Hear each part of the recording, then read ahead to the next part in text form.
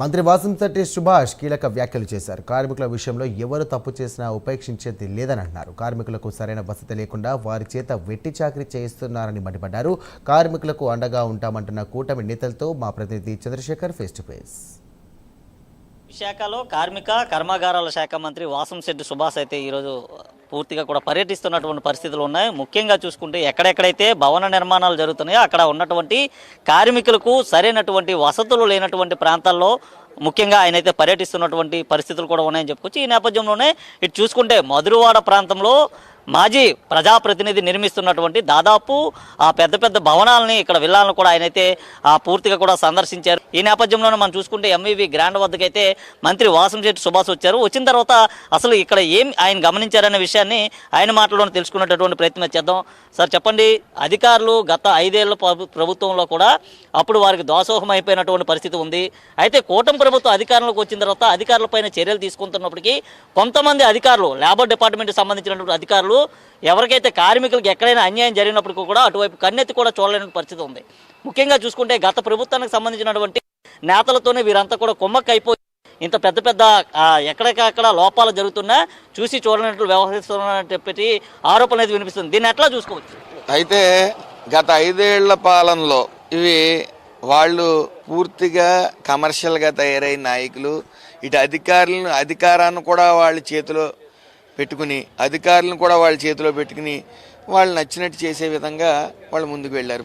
ప్రస్తుతానికి MVV GV constructions దగ్గర ఉన్నాం. ఆయన మాజీ ఎంపీ, వైసీపీ ఎంపీ.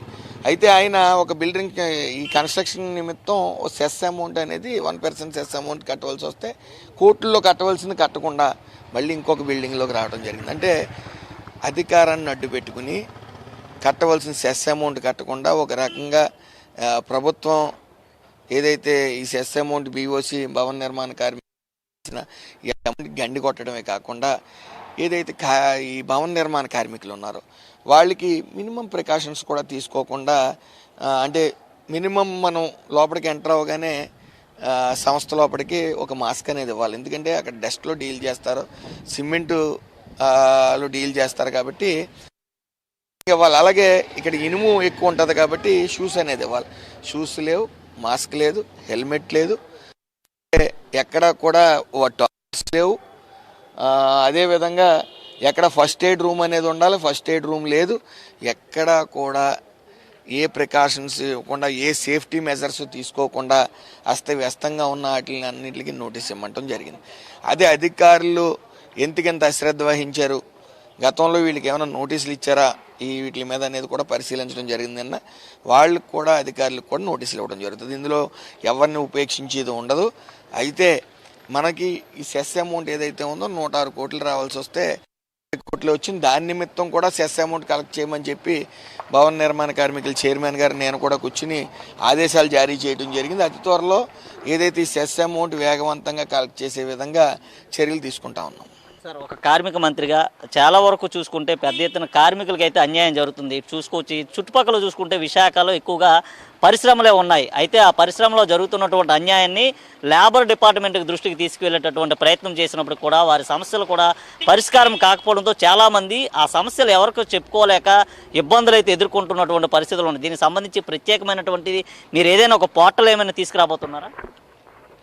ఆల్రెడీ దీని మీద మేము ప్రతిదీ గ్రీవెన్స్ అనేది నిర్వహిస్తూ ఉన్నాం. ప్రతి చోట కూడా ఆ గ్రీవెన్స్ మాకు ఎన్ని వచ్చినాయి, మేము ఎన్నిటికి స్పందించామో కూడా చంద్రబాబు నాయుడు గారు మానిటరింగ్ చేస్తూ ఉన్నారు. ఆయన పడుకోరు, మమ్మల్ని పడుకోనివ్వరు. అలాగే కొత్త లేబర్ లాస్ వచ్చాయి.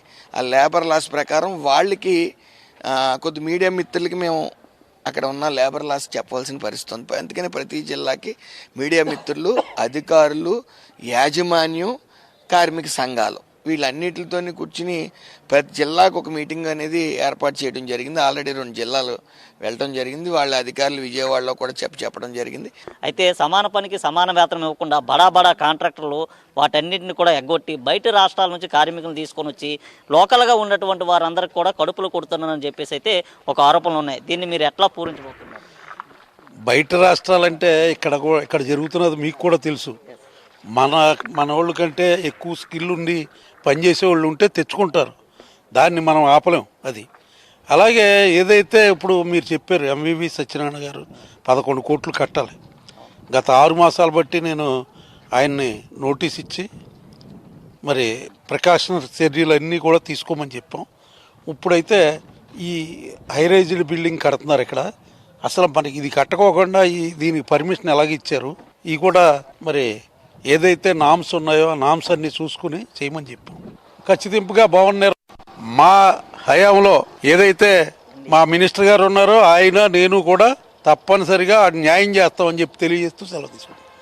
రైట్, ఇది మొత్తాన్ని చూసుకుంటే విశాఖలో భవన నిర్మాణాలకు సంబంధించినటువంటి చైర్మన్తో పాటు మంత్రి సుభాష్ కూడా పర్యటించిన పరిస్థితి ఉంది. ఎంవీవీకి సంబంధించినటువంటి ఏదైతే ఎంవీవీ బిల్డర్స్ మాజీ ప్రజాప్రతినిధి ఉన్నారో ఆయన 11 కోట్ల రూపాయల సెస్ ఎగ్గొట్టినటువంటి నేపథ్యంలో ఆయనకి నోటీసులు జారీ చేయాలంటూ కూడా ఆదేశాలు జారీ చేశారు. అలాగే దీనికి సంబంధించినటువంటి అధికారులు ఎవరైతే వత్తాసు పలుకుతున్నారో వారికి కూడా సంబంధిత అధికారులకి నోటీసులు ఇస్తామంటూ కూడా మంత్రి చెప్పిన పరిస్థితి అయితే ఉంది. వీడియో జర్నలిస్ట్ అరుణ్తో చందు, ప్రైమ్ 9 విశాఖ నుండి.